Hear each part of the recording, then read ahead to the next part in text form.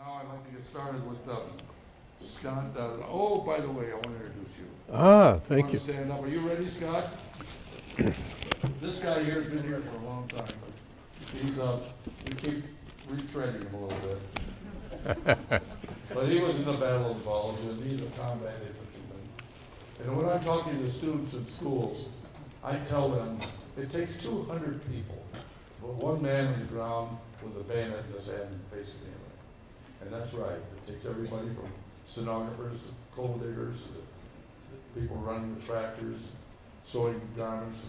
It takes a lot of people to put a world of war. In World War II, of course, we had 16 millions of armed forces and took a lot of support from the home front to do all this. But anyway, he brings to us a nice story, and the story is the combat infantryman. He says, the Bronze Star, Purple Heart, combat red badges from on the ETO, and of course the Vicky Medal. Mr. Sergeant? Yes. Carry on. Thank you. You want me to start talking now, John? Why not? All right.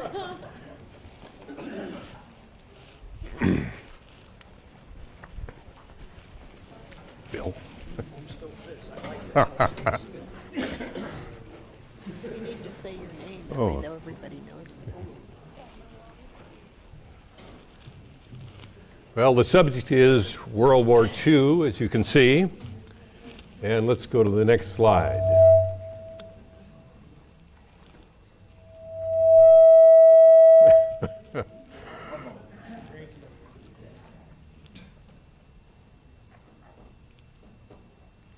And there I am, age 18. You can hardly see it, but it says anti-aircraft. That was before I was in the infantry. But I did have rifle training on a 1903 Springfield rifle. Then I went to radio training, Morse code, da-da-da-da, V for victory, and no rifle training there. Then I went to ASDP. It was an Army program set up by General Marshall, a college program. He didn't mention that he wanted reserves of some supposed talent to send wherever and whenever needed. And apparently I was needed in the 35th Division. And anybody recognize this captain? That's Harry S. Truman, my division, World War I. And of course, he was our commander-in-chief in World War II. Great man. Next slide. When I joined the 35th Division, we were there about a month, and we went overseas to England. And fortunately, we were assigned to General Patton's Third Army.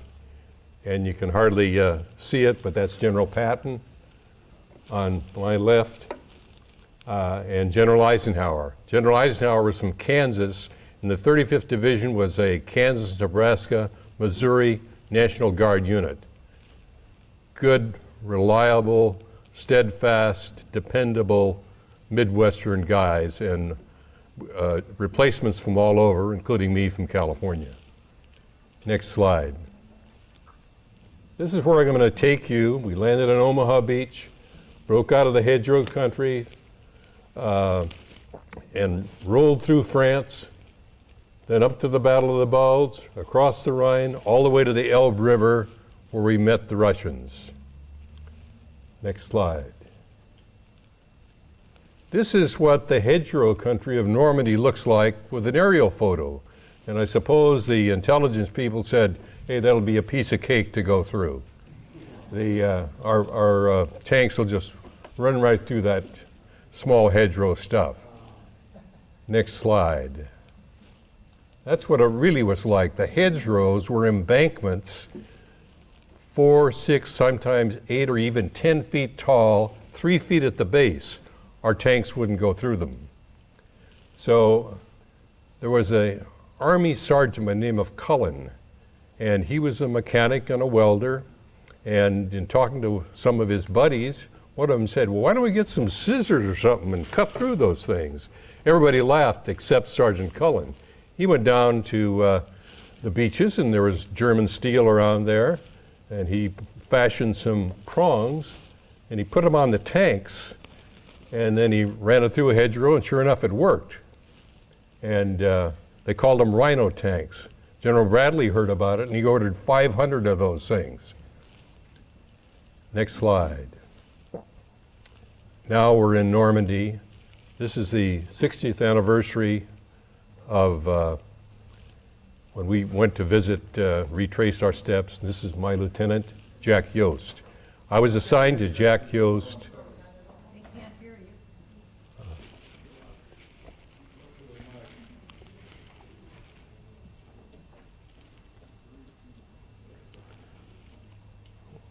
Let's. All right, is that better? Okay. I was assigned to Jack Yost as his radio operator and runner in England. And when we landed in Normandy on D+30, we were with Patton in England, but they transferred us to the First Army because they couldn't get through the hedgerows. So when we were on our first offensive behind a big hedgerow, Jack Yost had us put the .30 caliber water-cooled machine gun up on top of the hedgerow. And then he wanted to demonstrate to the first and second gunner traversing fire up and down that hedgerow, because our riflemen had to cross that open field, and we didn't want them to be decimated by German machine gun fire. Now, our gun was a 1917 water-cooled machine gun at a fire rate of about 550, and it sounded like this: bum bum, bum bum bum. The German machine gun was designed in the early 30s, and it had a fire rate of about 1,100 rounds a minute, and it sounded like this: brut, brut, brut. So Jack started his traversing fire up and down that hedgerow. Bum bum, bum bum bum, bum bum, bum bum bum. And there was answering fire from the other side. Brut, brut, brut. And Jack fell back, and we lowered him to the ground, and he gave his last command: move the gun, they've got it spotted. And a medic came over, and we said, will Jack make it? And he said, well, if it's more toward the shoulder, yes, but it looks bad. And moments later, Jack's eyes glazed over, and he was gone. He had an infant son, and I tried to contact the family after the war, but I didn't have a good address. But anyway, through the magic of the internet, a few years ago, I met his son and grandson, and at least I got to tell him what a fine man, what a fine leader Jack Yost was. I thought of Jack as an old guy. Of course, I was 19, but he was only 26. Great man. In Normandy, behind a hedgerow, we'd just taken the hedgerows, things had quieted down, there was no action going on. I looked over, and there was a German soldier who was dead, and I think artillery got him. And I looked, and he had something shiny on his sleeve, and it was a German SS insignia. I took my trench knife and just cut it off. Should have kept it as a souvenir, but I do have the little badge. It's a death head insignia. That's of the SS. Someone once said there was no SS in Normandy. I said, well, at least there was one. We broke out of the hedgerows. General Bradley ordered a massive bombing raid on the German lines. This is something we discussed at the last meeting. And the first planes that came over had smoke, and they dropped them on the German lines. And then the succeeding bombers came over in wave after wave, and we got up and cheered. We were so happy, go get them, guys. And but there was a slight wind blowing, and pretty soon a bomb landed short, and I dove under an old French wagon, little protection that would give me. The wind had shifted, and of course the bombers didn't know it. There was just a bunch of debris down there and smoke, and It didn't kill anybody in our division, but the 30th Division lost a couple of hundred men and I think 400 wounded. It was a terrible tragedy. President Eisenhower, or General Eisenhower at the time, said, "I will never again use bombers on frontline troops and kill American men." We broke out finally with that bombing raid. It did work, plus the tusks on the tanks, and we started to roll across France. Now we're in Sarga Mines. We were at one point almost 100 miles ahead of the people up north, where Montgomery was hung up in Caen. And here we are heading over a barrier.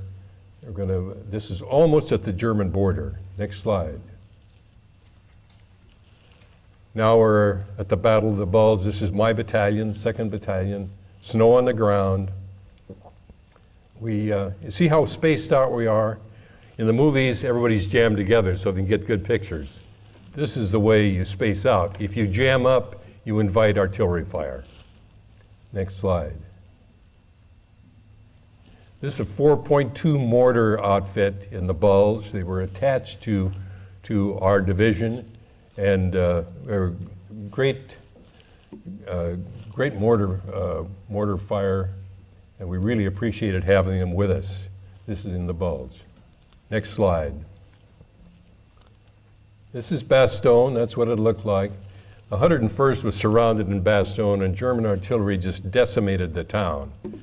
And they were surrounded, and they couldn't evacuate the wounded, and they couldn't. They were running out of supplies. General Patton was called to take the 3rd Army, which is down south. We were part of the 3rd Army, and move north to the Bulge. Next slide. And that's what it looked like in the Bulge. It's one of our guys. See the snow? We had to live in that for about a month. Next slide. There's a poor Belgian looking at his town. That's what's left of it after the Battle of the Bulge. Next slide. And here are our engineers. You see they're going through finding landmines. There were landmines called bouncing Bettys, which were aimed at infantrymen. And if you happen to hit one of those, it sprang up about 2 or 3 feet, just about crotch level, it would explode. Also, they had landmines for the tanks, and we lost one of our medics who was riding in a Jeep. He was the 3rd Jeep in the line, and his driver went over a little bit toward the side, ran over a landmine, and he was killed. Captain Brody. Next slide. And that's me on this side. It's the only combat picture I have. We're at the Roar River, and we're firing, I'm directing mortar fire on the other side of German positions. And on my right side, I do have a hand grenade, the same as demonstrated down there. Next slide. This is a picture that was in Life magazine of a medic. The medics we had were terrific. If you were wounded, they would go out and pick you up. Usually the Germans respected the medics and they would not fire on them. There were some exceptions, but they did a magnificent job. Many people owe their life to the medics who served us so well. And the Air Corps was magnificent, the Navy was magnificent. It was really a team effort. But the medics, they were our favorites. We didn't think a lot about them before the war. Before we went overseas, they were just a bunch of guys, but we really got to know them and appreciate them. Next slide. This is the casualties, 35th Division, 264 days of frontline combat. I only made 261 days because I had 3 days in Paris. I want to tell you a story about a high school friend of mine, Gil Gaxiola. He was an ambulance driver in the Third Army, or 300,000 men in Patton's Third Army. And he wasn't just a friend, he was a buddy. And we'd been writing back and forth, and they announced that you could go back in the city of Nancy. We'd run out of gas, so we were stationary. And they were going to have showers and change of clothes. So I went back and had a shower and changed of clothes. I had a couple hours to kill in the city of Nancy. And someone said, Obi, my name's O'Brien. So I turn around, and there's my high school buddy, Gil Gaxiola. We gave one another a big hug. You never expect to meet someone like that. And we spent a couple hours together, and it was time for me to go back, and all of a sudden, Gil got very serious, and he says, Dick, the infantry, are you ready to go? And I knew what he meant. I said, yeah, Gil, I'm ready. How about you? And his exact words were, I'm right with the Lord. And we said goodbye and promised to stay in touch. And 6 weeks later, we're up in the Battle of the Bulge.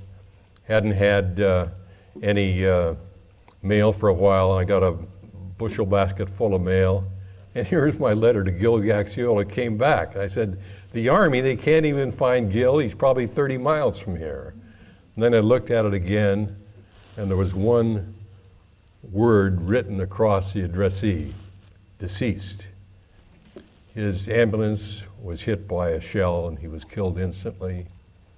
And it was a brutal time for the Gaxiola family. His father had died that summer, and now his mother and sister were by themselves. They were so distraught that they moved from Los Angeles back to Arizona, where they had family. But wonderful guy, and he's in heaven where he belongs. And next slide. No presentation on Europe should forget to mention the concentration camps. 12 million people were killed, 6 million Jews, 6 million of others who were protesters in some fashion or another, gypsies, homosexuals, people that were infirm, anybody who protested. The Gestapo would likely end up in a concentration camp. And I didn't see this one. We passed one work camp, and we were told, don't go in because the medics are right behind and they have food and medicine, so keep going. But there was one man who, the gates were open, came out, and he was probably 40 years old, and he went like this. And all I had was some crackers and some cigarettes. He had cigarettes that we got in the K rations. And I gave him the crackers and cigarettes, and he started to weep. Probably the first good thing that happened to him in 5 years. Next slide. Next slide. This is a picture of a French town. The French frequently had the barns attached to the house. So the cows would come in and they would milk the cows, and then they had to clean out the barn, so they had manure piles out in front. And and then in the spring, they would take the manure out and scatter it on the fields, good fertilizer. Well, I was walking through this French town in the summer, not a nice winter shot like this, and all of a sudden I could hear a German shell coming, and you could, if you were in combat for a while, you really had a good ear. This wasn't going to the right or the left, it was trying to go right up my nose. And I cuddled up to that manure pile. And it exploded about 30, 40 yards in front of it, but the manure pile saved my life, and I always had an affection for manure piles. Next slide. I think that's it. One other story. We were supposed to come back for the invasion of Japan. So we were one of the first divisions to leave Europe. And they gave us leave and came back to California and had some buddies from Mount Carmel High School that were already back. And we went out to Hollywood and went to a bar and I ordered a beer. And they said, well, let's see some ID. So I showed him ID and he looked at it and he said, Sergeant, you're 10 days shy of 21. Would you like a Coke or a root beer? Thanks very much, guys. It's a pleasure to talk to you. And ladies.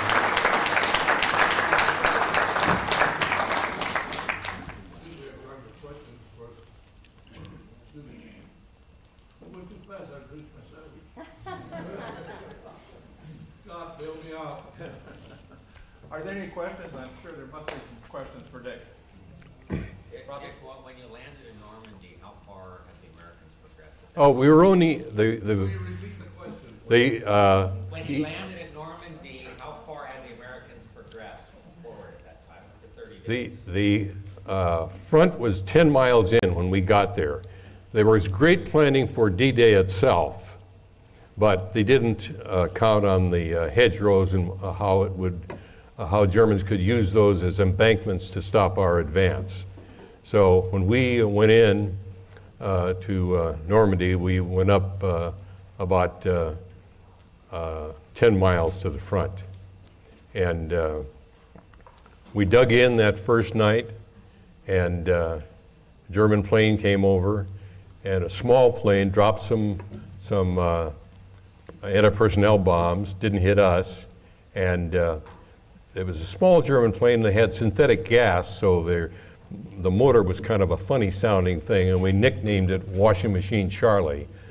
And he used to come over every night or two and drop a flare or a bomb, just to check us out.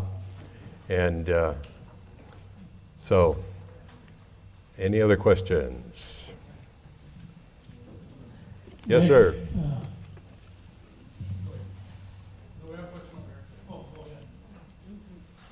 want to add one thing to his story on the hedgerows. The hedgerows were comprised of rocks and then the hedgerows. And when the tank would try to go over the rocks, the hedgerows, it exposed its bottom. Now on the bottom of the tank, it was just a little thicker than a piece of paper.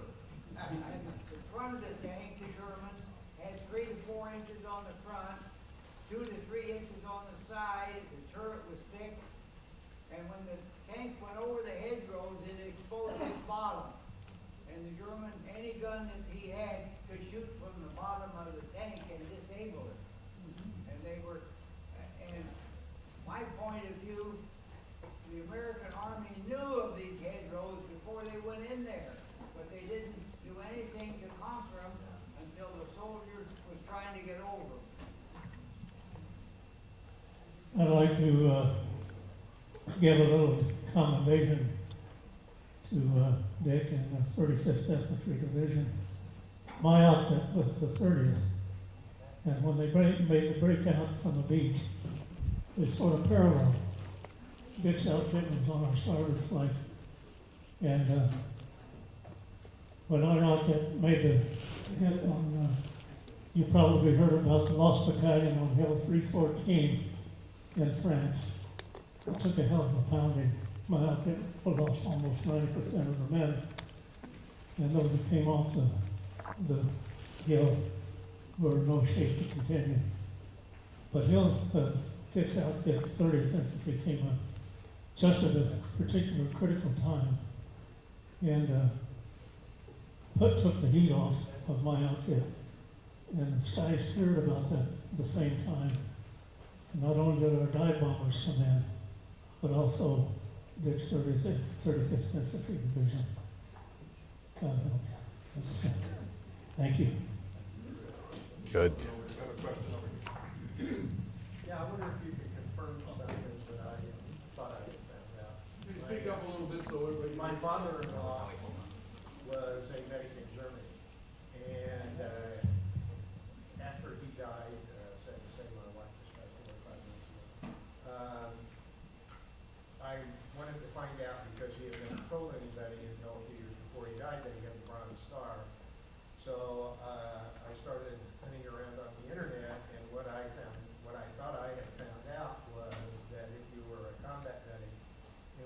II, you automatically qualified for the Bronze Star, and there was no individual citation.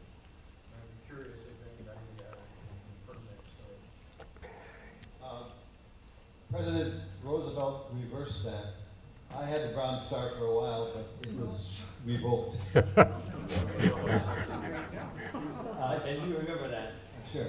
I'm sure you also wanted to mention that General McNair was killed during that raid that unfortunately got some of our men from the 9th Infantry Division as well. Yes, you're right. We could feel the earth shake. Thanks for your speech. It was very good. Thank you. 25th of July. Anyone else? Wasn't it the bombing that happened 2 days in a row? Yeah, they tried to call, the bombing attack was called off, but the one wave didn't get the word, and they bombed short and killed some guys. And then the next day it happened again. So the poor 30th Division caught it twice. And it was, We lost 700 men that day, were either killed or wounded, 700. but gentlemen there, And there was no replacement. They had to pick up and go ahead and fight on. There's no time to grieve. I never wept when I was in the service. I did when I got back and visited Jack Yost's grave. But you had a job to do when you just went ahead and did it. Next question. I think General Doolittle was commanding the 8th Air Force at that time when that bombing happened. And there was a lot of controversy there, whether the aircraft making the runs on the bomb runs like that would run parallel or perpendicular to the lines of combat. And whatever the reason was, they ran in the wrong direction. And the smoke had a lot to do about that. However, the friendly fire is not new. Those of us at Pearl Harbor remember. We killed 38 civilians at Pearl Harbor. Because when the Japanese planes came over in the confusion, the sailors in their effort, the haste to get their fixed ammunition up in the anti-aircraft, they didn't set the time, the elevation exposure. And of course, shells going up, shells don't hit, shells come down. And so we've had a lot of that. And that night we killed 5 of our own men coming in from the Enterprise. So people don't realize that of all the casualties that we have in wartime, only about 45% are due to enemy action. That's enough of that comment. Harry Zelli, I'd like to apologize for you on it was common practice that the lead bomber to drop his bombs on the target, and they did. They wiped out a lot of Germans that were going to face my outfit. But common practice when the first lead bomber drops his, everybody drops theirs. So Taylor and Charlie, that's the one that got us.